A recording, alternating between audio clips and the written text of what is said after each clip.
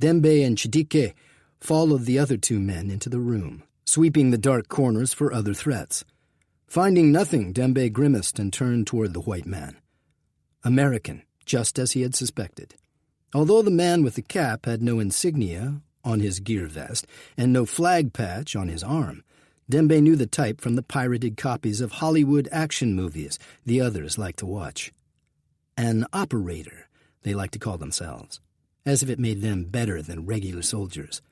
They had fearsome reputations, but Dembe decided that was just make-believe, just more American bragging.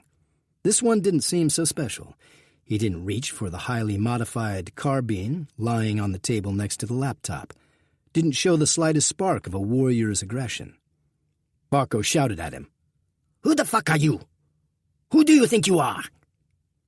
At length, the American looked up as they cautiously approached him. "Evening, fellas," he offered. His tone was even, almost conversational. "Listen, I'm having trouble getting that booby trap disarmed." He jerked his thumb at the wired-up explosives. "I already tried 1, 2, 3, 4, the usual stuff. Don't want to pull on the wrong thing. Help a guy out? Give me the code, and we can all go home."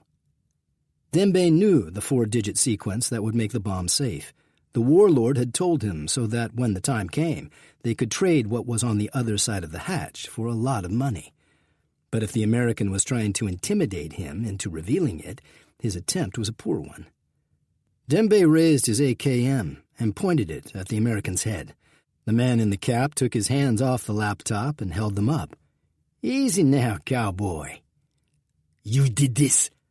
Dembe jutted his chin at the dead fighter. "You killed the men here? Not just you. Where are the others?" "Not just me, you're right about that." The American nodded. "A buddy of mine did the hard work. I took out your patrols in the valley, then walked up in here." He shrugged. "See, me and my guys, we're the ones who get called when someone wants to start a war, or stop one. But my buddy," the man in the cap smiled thinly, "he'll put you in hell an hour before the devil knows you're dead." Dembe's annoyance surged at the other man's unfazed attitude, and he reeled back to strike him with the AKM's heavy wooden stock. But in the same moment he caught a flicker of movement from the corner of his eye.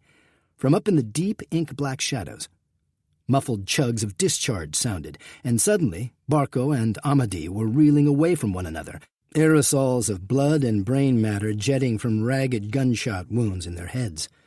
Dembe pivoted, and Chidike fired off a burst from his rifle in sheer reflex.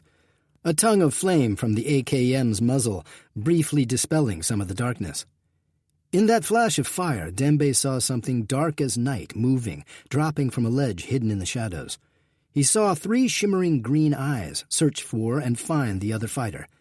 Then Chidike was hit too, stumbling backward, clawing at his throat. The fear that Dembe had been holding back exploded, and he fired too, but the man in the cap was already moving, dropping behind cover as the AKM's rounds sparked off the walls. It was just 5 paces to the doorway and back out into the corridor.